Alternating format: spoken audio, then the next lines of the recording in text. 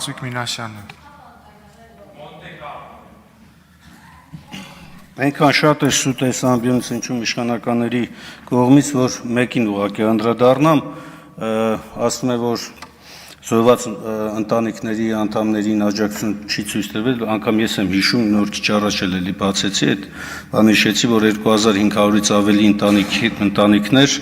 ստացել են այդ աջակցությունը հետից, բայց սրա մասին չի խոսքը։ Հարգելի հայրենակիցներ, մենք իսկապես քննարկում ենք մի նախագիծ, որը իսկապես սեփականազրկման եւ համակարգը հենց ազգային անվտանգության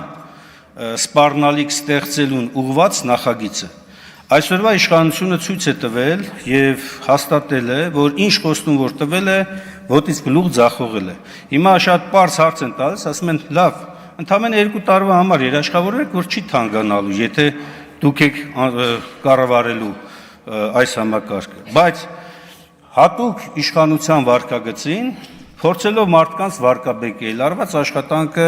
վարկաբեկել, ավելին, փորձելով ստեղծել մի հատ նես պատկեր, որ իրենք հետևողականորեն հայ ժողովրդի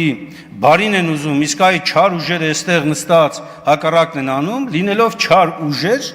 լինելով այս ամեն ինչը ստեղծող, գեներացնող մարդիկ, ամեն ինչի մեջ մեղադրում են։ Ոչ ավել, ոչ պակաս, հիմա ամբողջ համակարգը ներկայացվում է մեղադրանք իշխանության զավթման, ահաբեկչության եւ այլնի մեջ։ Այն դեպքում, երբ Հայաստանի Հանրապետությունում կա մի խումբ, որը որ իշխանությունն էլ է զավթել եւ ամենօրյա ռեժիմով ահաբեկչություն է իրականացնում, դա դուք եք։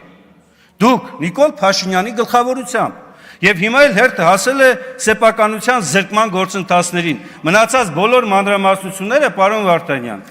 հանձնաժողովում քննարկումների ժամանակ մասնագիտական, իրավական, հակասահմանադրականություն այս ամենի կներկայացվի։ Սիրելի ժողովուրդ, մի բան հստակ է։ Այս նախագիծը կյանքի կոչվելու դեպքում ոչ միայն վատանալու է համակարգը, այլ նաև Հայաստանը հայտնվելու է ծանր վիճակում։ Քաղաքացիական պայմանագիր խմբակցության անունից ելույթ կունենա խմբակցության